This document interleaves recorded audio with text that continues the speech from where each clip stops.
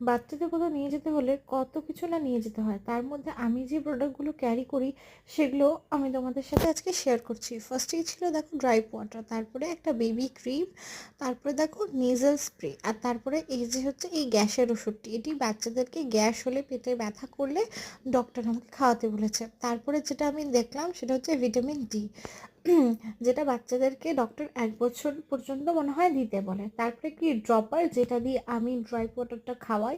তারপরে হচ্ছে easy nappy cream, এটা হচ্ছে বেবিদেরকে ডাইপার র্যাশ থেকে দূরে রাখে।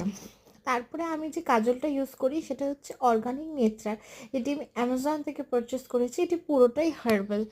আর জিভ পরিষ্কার করার জন্য আমি এটা ব্যবহার করি, এটা ডক্টর প্রেসক্রাইব। তারপরে দেখো হিমালয়ের বেবি পাউডার, আর তারপরে একটা ছোট চিরুনি, যেটা আমি বাচ্চার চুল আঁচড়ানোর জন্য ব্যবহার করি। আর তারপরে দেখো ক্যালপল, এটি হচ্ছে জ্বর আসলে 5 ml করে ডক্টর আমাদেরকে দিয়েছে দিতে।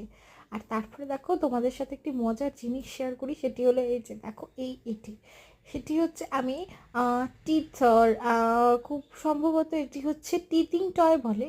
এই টিথিং টয়টা আমি ওর জন্য অ্যামাজন থেকে পারচেস করেছিলাম, কিন্তু ও এক ফোঁটাও এটা ইউজ করে না।